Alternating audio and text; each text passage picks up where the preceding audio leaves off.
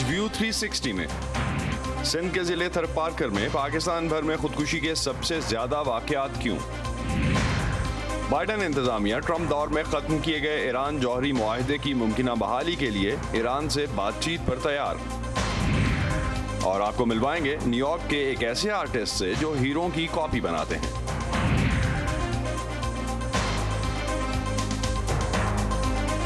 Voice of امریکہ کے Washington studios سے آپ سب کو خوش آمدید۔ آپ دیکھ رہے ہیں پروگرام ویو 360 اور میں ہوں اسد اللہ خالد۔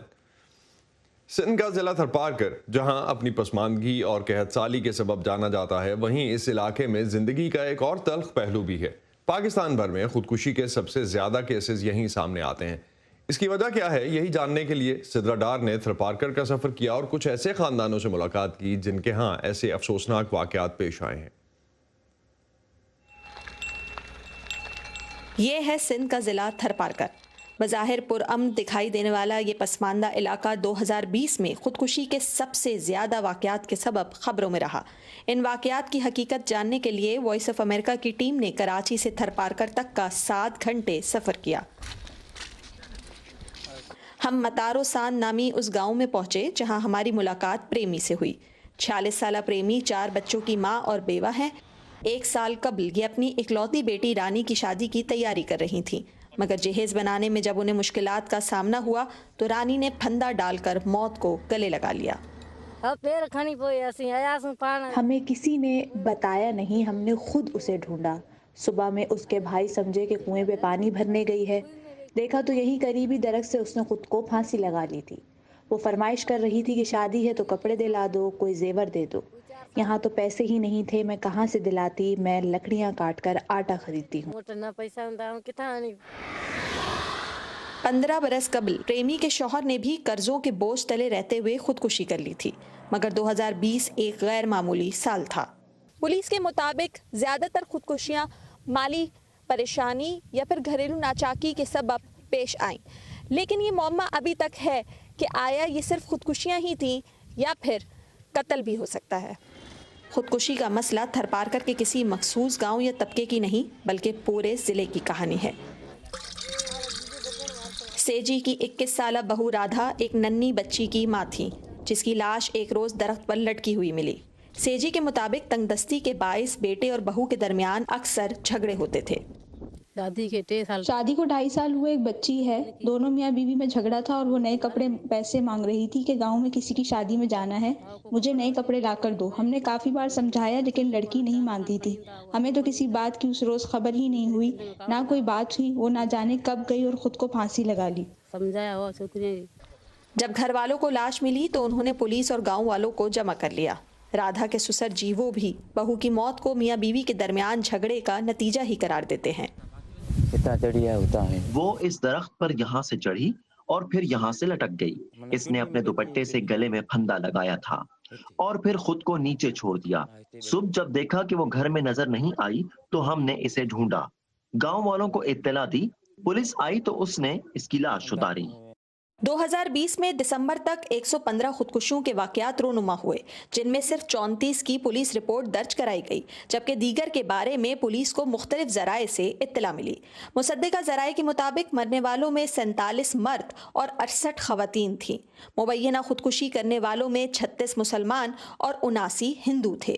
46 افراد کی عمر 20 سال سے کم جبکہ 54 کی عمر 40 برس سے کم بتائی جاتی ہے، جبکہ 60 سے کم عمر افراد کی تعداد 10 ہے۔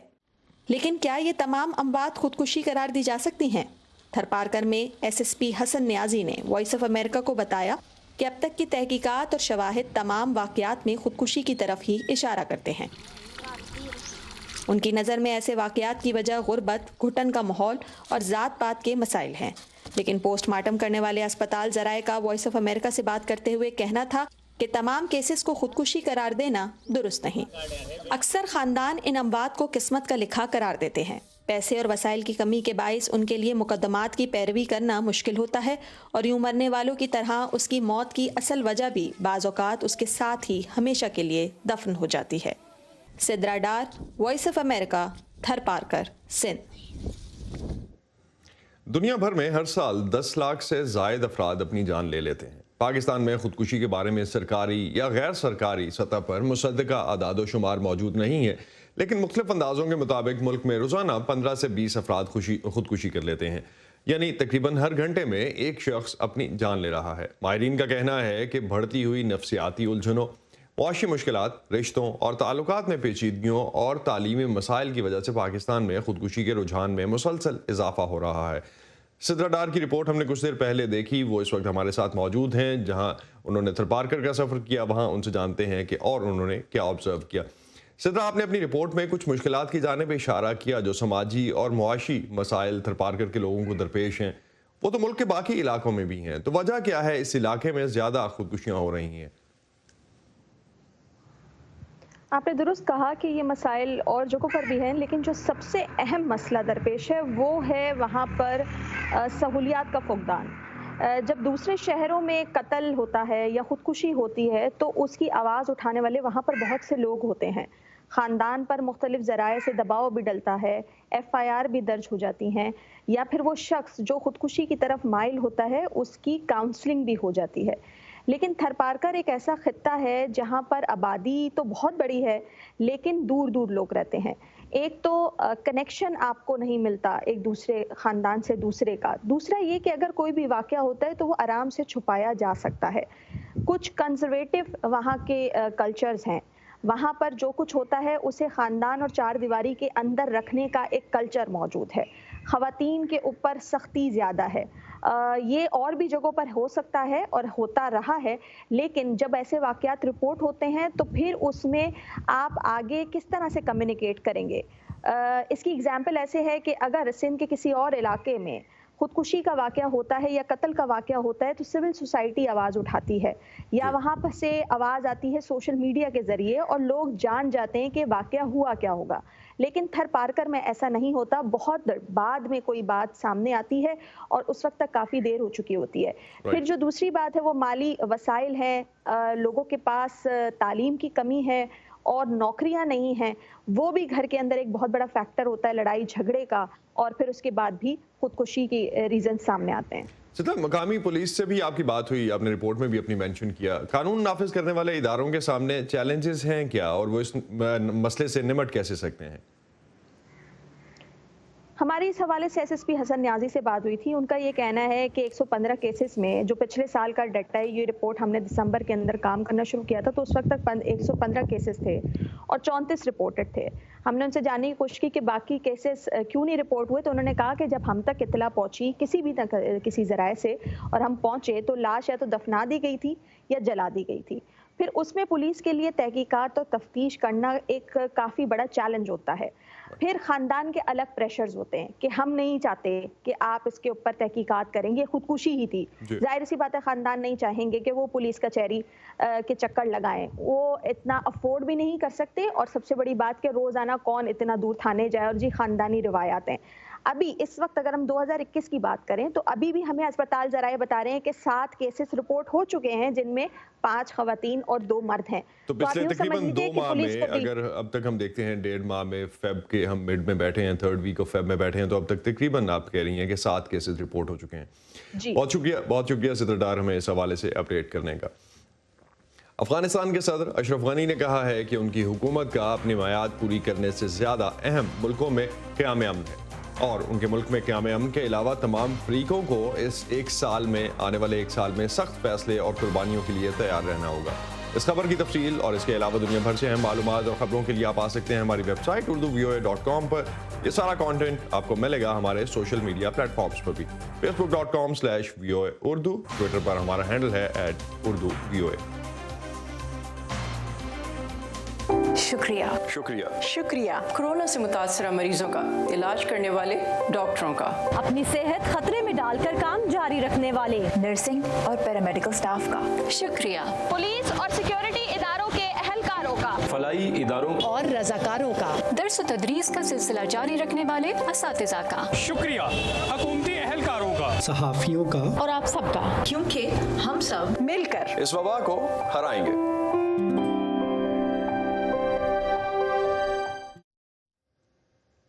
امریکہ کا کہنا ہے کہ 2015 کے جوہری معاہدے کو ممکنہ طور پر بحال کرنے کے لیے ایران سے بات چیت پر تیار ہے، جس کا مقصد اسے جوہری ہتھیار بنانے سے روکنا ہے۔ سابق صدر ڈونلڈ ٹرمپ نے 2018 میں امریکہ کو اس معاہدے سے الگ کر لیا تھا۔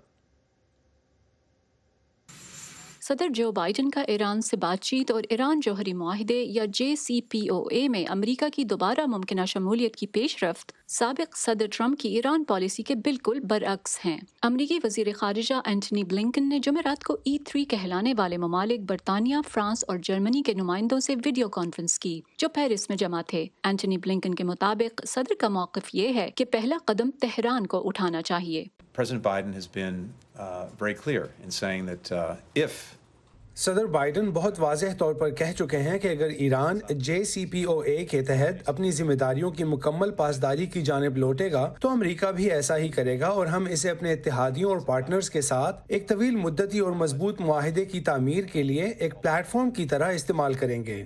اس کے جواب میں جمعے کو ایرانی وزیر خارجہ جواد ظریف نے اپنی ٹویٹ میں کہا تھا کہ پہلا قدم امریکہ کو اٹھانا چاہیے۔ ان کی ٹویٹ میں مزید کہا گیا کہ امریکہ غیر مشروط اور مؤثر طریقے سے ٹرمپ کی جانب سے لگائی گئی تمام پابندیوں کو ختم کرے، جس کے فوری بعد ایران بھی ان کے جواب میں اٹھائے گئے تمام اقدامات واپس لے لے گا۔ ایک امریکی عہدیدار نے اشارہ دیا ہے کہ ایران جوہری معاہدے کی بحالی کی راہ میں یہ مسئلہ ممکنہ طور پر رکاوٹ نہیں بنے گا کہ کون سا فریق پہلا قدم اٹھائے، تاہم پاسداری کی تعریف کیا ہوگی یہ تعین کرنا ایک بڑا چیلنج ثابت ہو سکتا ہے۔ بائیڈن انتظامیہ کے عہدیداروں نے پہلے ہی ایران کی جانب کچھ مصالحانہ اقدامات اٹھائے ہیں، جیسے اقوام متحدہ میں ایرانی سفارتکاروں پر سفری پابندیوں میں نرمی، جنہیں 2019 میں ٹرمپ انتظامیہ نے نیو یارک کے ایک چھوٹے سے حصے تک محدود کر دیا تھا۔ پینی ڈکسن کے ساتھ فائزہ بخاری، وائس آف امریکہ۔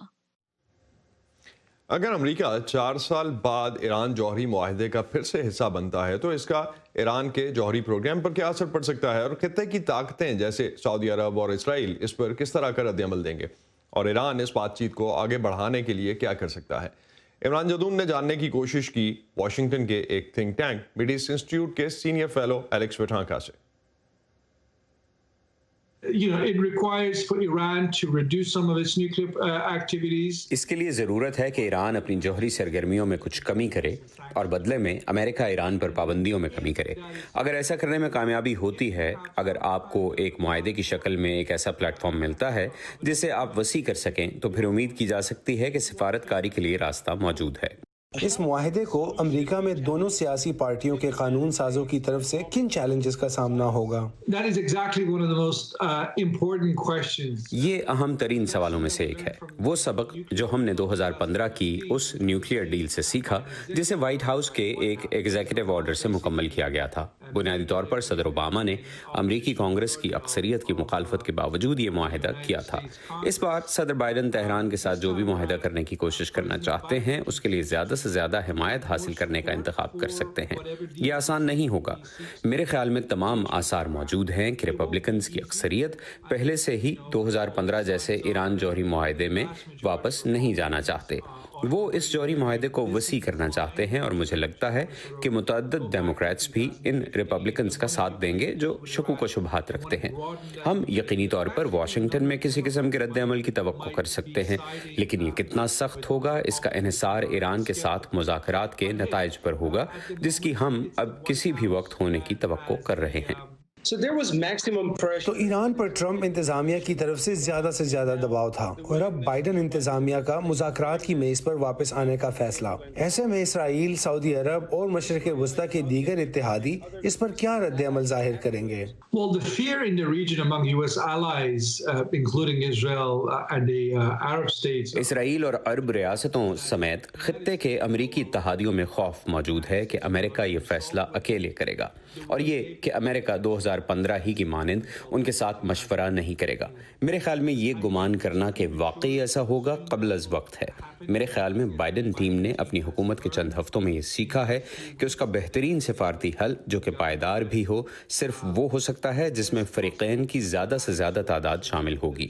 علاقائی ریاستوں کو صبر اور تعاون کرنا ہوگا۔ What are Iran's capabilities? Iran کی جوہری ہتھیاروں کے حصول کی کیا صلاحیتیں ہیں؟ We have to remember that the Iranian nuclear program is a very old one. Iran کا جوہری پروگرام بہت پرانا ہے. انہیں نیوکلیئر فیلڈ میں 30 سالوں کی تکنیکی مہارت کا تجربہ حاصل ہے. لہٰذا علم اور صلاحیت کے لحاظ سے وہ واقعی اس قابل ہیں کہ اگر وہ چاہیں تو جلد ہی ان کے پاس ایٹمی ہتھیار ہوگا اور شاید اس کے بعد وہ جلد ہی جوہری ہتھیار بھی بنا لیں. سوال یہ ہے کہ آپ ایرانیوں کو کیسے سیاسی طور پر یہ باور کراتے ہیں کہ اس راستے پر جانا ان کے ملک کے مفاد میں نہیں، یہ خطے کے لیے اچھا نہیں ہے اور انہیں اس کی قیمت بھی ادا کرنا ہوگی. ٹرمپ انتظامیہ نے اس معاہدے سے علیحدگی اختیار کی، جس کے بعد ایران کی جانب سے بھی یورینیم افزودگی کے معاہدے کی خلاف ورزی کی گئی. تو ایران کیوں یورینیم کی انریچمنٹ کو اور اپنی پروگریس کو روکے گا؟ For them, it's a question of national sovereignty. ان کے لیے یہ قومی خود مختاری کا سوال ہے. امریکہ نے ماضی میں ایران کو یہ باور کرانے کی کوشش کی ہے کہ وہ جوہری پروگرام کو تو جاری رکھ سکتا ہے لیکن اسے یورینیم کی افزودگی کی صلاحیت رکھنے کی ضرورت نہیں، کیونکہ اس سے ایران کو یہ آپشن ملے گی کہ وہ سویلین جوہری پروگرام کو ایک فوجی پروگرام میں تبدیل کر سکے. لیکن ایران کئی سالوں سے اس دباؤ کی مزاحمت کرتا آیا ہے. یہی وجہ ہے کہ اوباما انتظامیہ نے ایران کو ایک مخصوص سطح تک افزودگی کی اجازت دینے پر اتفاق کیا جب تک وہ ویپن گریڈ کی افزودگی ہونے سے دور رہے.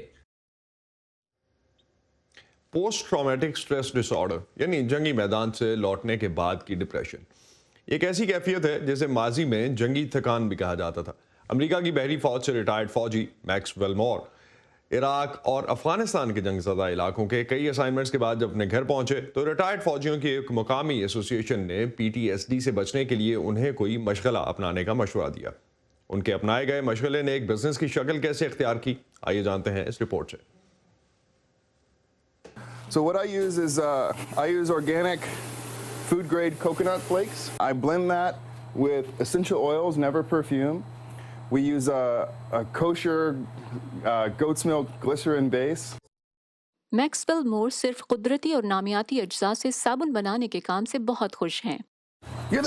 لیکن ان کے لیے 16 سالہ جنگ زدہ عراق اور افغانستان میں ملٹری سروس کے بعد لاس اینجلس میں شہری زندگی کی طرف لوٹنا آسان نہیں تھا، جس کی وجہ سے انہیں پوسٹ ٹرامیٹک سٹریس ڈس آرڈر یا کسی صدمے کے بعد ہونے والا سخت ذہنی دباؤ لاحق ہو گیا.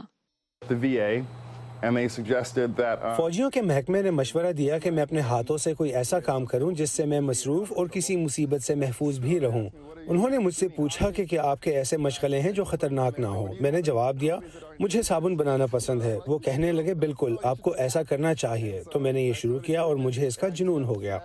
میکسویل کا مشغلہ اب صرف صابن بنانے اور اسے بیچنے سے کہیں وسیع ہو گیا ہے. ایک بار جب میں سابق فوجیوں کے محکمے میں ملاقات کے لیے جا رہا تھا تو ایک بے گھر شخص نے مجھ سے پیسے مانگے. میں نے اسے کہا میرے پاس پیسے تو نہیں ہیں لیکن صابن بنانا میرا مشغلہ ہے، کہ آپ کو کچھ صابن چاہیے؟ اس نے کہا کیوں نہیں. And the guy goes, "Oh yeah, I want some soap." And I was like, "Really? Really?" And he says, "Yeah." He says, I live on the street, you know. I'm dirty. اب Maxwell کچھ صابن بے گھر افراد کو مفت دیتے ہیں. Don't get me wrong, I love money. مجھے غلط مت سمجھیے، مجھے پیسہ پسند ہے، لیکن جب آپ کما رہے ہوں اور آپ کے آس پاس غریب لوگ ہوں جو بیمار ہوں، اپنی دیکھ بھال نہ کر سکتے ہوں، تو آپ بھی بیمار پڑ جائیں گے اور پوری دنیا کی دولت کی کوئی اہمیت نہیں رہے گی. سنگترے کے پھول، یوکلپٹس اور چکوترے سے بنی صابن کی ہزاروں ٹکیاں. میکسویل دیگر ریٹائرڈ فوجیوں اور سنگل ماؤں کو نوکری دے کر انہیں زندگی کے معمولات کی جانب لوٹنے میں اور مالی مدد کرتے ہیں. میدان جنگ میں اپنے ساتھیوں کی خدمات اور قربانیوں نے میرا حوصلہ بڑھایا. مجھے محسوس ہوا کہ بدقسمتی سے جو ہلاک ہو گئے وہ وطن کے لیے مزید کوئی کارنامے نہیں کر سکتے، تو کئی طرح سے میں خود کو ان کا احسان مند سمجھتا ہوں. بے گھر سٹینلی بہت احسان مند ہیں کہ کورونا وبا کے دوران میکسویل نے انہیں مفت صابن دیا. میرے پاس ہینڈ سینیٹائزر نہیں، میرے ہاتھ خشک ہیں اور جلتے ہوئے محسوس ہوتے ہیں، لیکن میرے لیے جتنا ممکن ہو انہیں مسلسل دھونے کی کوشش کرتا ہوں. لاس اینجلس میں بے گھر افراد کے مسئلے کو حل کرنا اتنا آسان نہیں، لیکن میکسویل چھوٹے اقدامات سے آغاز کرنے پر یقین رکھتے ہیں. یعنی لوگوں کو صاف اور صحت مند رہنے میں مدد دیں تو باقی سب بھی حل ہو جائے گا. اینگلینا بگدسیرین کے ساتھ فائزہ بخاری، وائس آف امریکہ. دنیا کی جدید ترین اور ترقی یافتہ اقوام میں سے ایک ہونے کے باوجود امریکہ میں کووڈ-19 کی وبا سے سب سے زیادہ ہلاکتیں کیوں ہوئیں؟ کیا امریکہ میں کورونا ویکسینیشن مہم کامیابی سے جاری ہے؟ آپ کو اپنے ان سوالات کے جواب ملیں گے اس ہفتے کے سمپلی امریکہ میں۔ دنیا کے بہترین ہیلتھ سسٹم کے باوجود آخر کیا وجہ ہے کہ امریکہ میں کرونا سے اس قدر زیادہ ہلاکتیں کیوں ہوئیں؟ اس سپیڈ سے جس طرح بھی ہم چل رہے ہیں، ہو سکتا ہے کہ بہت زیادہ ہفتے جو ہیں، کئی مہینے لگ جائیں before people are vaccinated, and pandemic کو ختم کرنے کے لیے دیٹس ٹو لانگ۔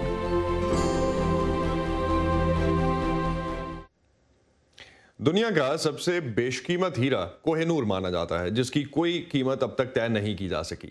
دوسرا مہنگا ترین ہیرا جنوبی افریقہ سے 1905 میں ملنے والا کلینن ڈائمنڈ ہے، جس کی مالیت تقریباً $2 ارب بتائی جاتی ہے۔ اس کے علاوہ بھی آپ نے دنیا کے مہنگے ترین ہیروں کی کہانیاں سن رکھی ہوں گی، لیکن کیا آپ جانتے ہیں کہ ان مشہور ہیروں کی کاپی بنانا بھی ایک منفرد آرٹ ہے، جس کے لیے بہت مہارت چاہیے؟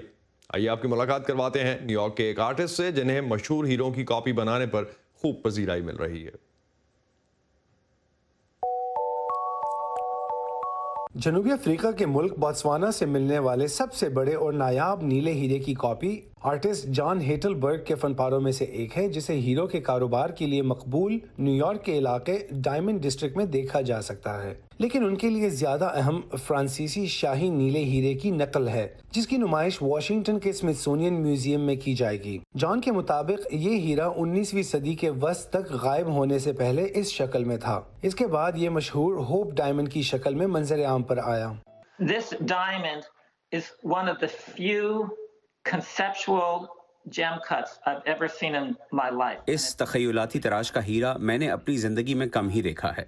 نیلا ہیرا سن آف کنگ کہلانے والے فرانسیسی بادشاہ لوئی XIV کی ملکیت تھا۔ نیلے اور سنہری رنگ ان کی بادشاہت کے علامتی رنگ تھے۔ نیلے ہیرے سے وہ اپنی طاقت کی نمائندگی کرنا چاہتے تھے۔ اس پتھر کی کہانی 5 صدیوں پر محیط ہے۔ 17ویں صدی میں 115 کیرٹ کا یہ بڑا پتھر بھارت سے فرانس لایا گیا، اسے لوئی بادشاہ کے لیے تراشا گیا، تب اس کا نام نیلا فرینچ کراؤن ڈائمنڈ پڑ گیا، جس کے بعد اسے مختلف مالکوں کی خواہش کے مطابق کاٹا گیا۔ اسے اصلی حالت میں تراشنے کے لیے برسوں لگ جاتے، لیکن پیرس کے لوور میوزیم کو اسے ڈھالنے کے لیے لوئی XIV کے آرڈر پر بنوائے گئے 2 سانچے مل گئے۔ It can't be extremely brilliant because یہ بہت زبردست ہے کیونکہ روشنی عین اس کے اندر سے گزرتی ہے۔ اس کے پیچھے 7 کرنوں والا سنہری سورج بنایا گیا ہے، جس کے مرکزی حصے سے روشنی گزر کر ان 7 کرنوں کو منعکس کرتی ہے۔ تو یہ نیلا ہیرا ایک طرح سے لوئی XIV سن آف کنگ کا عکاس تھا، جس میں سے سنہرے سورج کی روشنی پھوٹتی۔ جان کے مطابق ہیرے کی صحیح ساخت بنانا مشکل تھا، لیکن سب سے مشکل کام صحیح رنگ میچ کرنا تھا، جس کے لیے انہوں نے ریاست منیسوٹا کی ایک کمپنی کی مدد لی۔ if you take a thin sheet of gold leaf, اگر آپ سونے کے باریک پتے کو تیز روشنی میں دیکھیں تو اس کے مرکز سے نکلنے والا رنگ سنہری نہیں نیلا ہوگا۔ اب ہم سب جانتے ہیں یہ نینو ڈاٹس کیا ہیں، بہت چھوٹے گولڈن ٹکڑے اور ان کے ارد گرد بخارات سے بنے بادل۔ ان نقل شدہ ہیروں کے پیچھے بھی یہی سنہری نینو ڈاٹس ہیں۔ جان نے 2010 میں اسمتھسونین انسٹیٹیوشن میں ہوپ ڈائمنڈ کی نقل بنانے کے لیے پہلی بار اس ٹیکنالوجی کا استعمال کیا۔ کرونا وبا ختم ہونے کے بعد جب اسمتھسونین میوزیم کھلے گا تو یہاں ہوپ ڈائمنڈ کا پرانا ورژن بلو ڈائمنڈ پیش کیا جائے گا۔ ولادیمیر لینسکی کے ساتھ Imran Jadoon, Voice of America. اور اسی نوٹ پہ ختم کرتے ہیں آج کا ویو 360۔ اسٹے سیف، اور پروگرام پر اپنے فیڈ بیک کے لیے آپ آ سکتے ہیں ہمارے فیس بک پیج پر facebook.com/VOA اردو۔ اس کے علاوہ ٹویٹر انسٹاگرام پر ہمارا ہینڈل ہے @urduvoa۔ اب تک کے لیے اتنا ہی۔ اسد اللہ خالد کو اجازت دیجیے، خدا حافظ۔ تازہ ترین خبریں، اہم واقعات، آڈیو ویڈیو رپورٹس اور تجزیے دیکھیں، سنیں اور پڑھیں VOA اردو کی اسمارٹ فون ایپ پر۔ خبریں اب ہر وقت آپ کی مٹھی میں۔